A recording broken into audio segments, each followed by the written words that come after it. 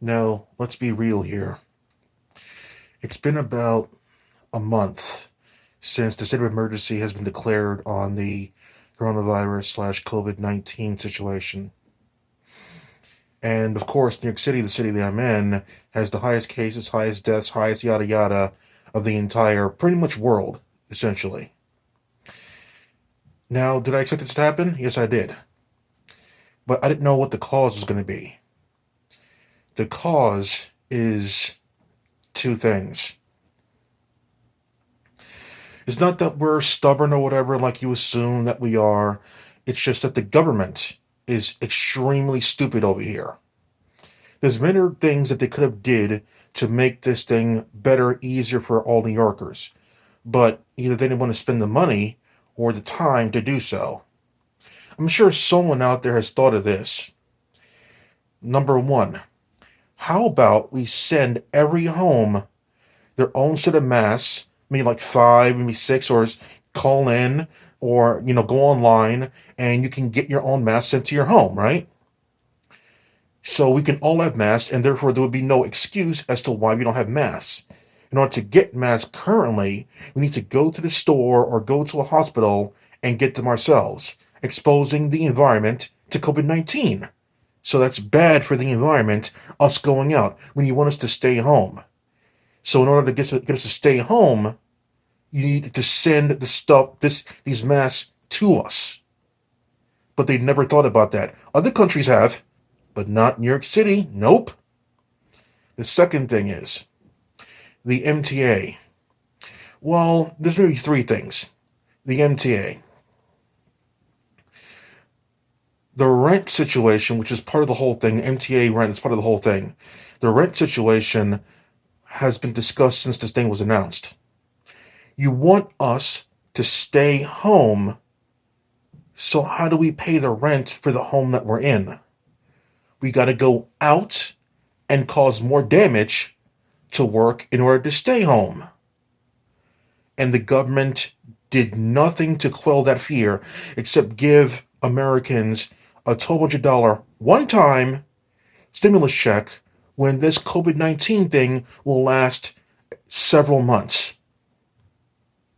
So New Yorkers have to go out to work and do damage, like I said, and then we get to keep our place to stay home. That's fine. But the main problem is part two of that is the MTA. The only way to get around the city, other than expensive ass taxis and very, very fucked up buses, is the train system, the transit, the metro, the MTA, whatever you want to call it. So, with that being said, New Yorkers have to go to work, right? Remember that. We have to go to work in order to stay home. So, that's one thing. The problem with the MTA is the MTA at all times, Monday through Sunday, 7 days a week, are running on the weekend schedules. Weekend schedules are notorious for being extremely slow. Do you know where I'm going with this now? Because the services are slow, the platforms will fill up with people, causing more of the virus to spread. We can't stay 6 feet apart if we're all clustered together on the platform, and it gets worse on the inside of the actual subway car. You can spray down the subway car up and down every single stop. If it goes express from one place to another place, even local, the germs will spread instantaneously. There's no way around that. Humans to humans cause the virus to spread. And the MTA had the brilliant foresight to say, we're going to make service slower so more people will be cramped in subway cars. Are you fucking kidding me? How does that help anything? And New Yorkers have to go to work every single day. Some of them work every single day, but most of them work Monday through Friday. You get the point. New Yorkers are working almost at all times, like all the way into the freaking AMs. So the rent situation is like the main issue. Because rent isn't frozen over here, we have to go to work. So the government doesn't want to freeze the rent or mortgage on, landlords' buildings so we don't have to pay the rent. It's causing a lot of problems for the New York climate.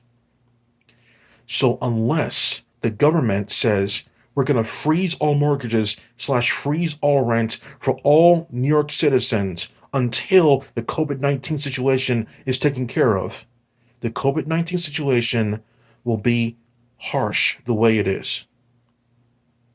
So like I said, it's been about a month now, and it's gotten as bad as one would expect. New York City, unlike any other place in the country, is very dependent on trains to go to places. We're not like Wyoming or Dakota or whatever, where we drive around everywhere, like solo driving around to work. It's not that simple. We drive and then we cluster together. And the bus situation, oh my God. The buses, now only half the bus is available to us. They're giving it for free. They want us to get in for free, aka use the bus more, but we're clustered together in the back. We can't go in the front section. We got to go in the back to protect the driver, him of all people. But they don't want to protect the people in the back. So, unless we get the mortgage rent situation so people don't have to go to work, if we don't have to go to work, we don't have to use the MTA and then make the diseases worse overall.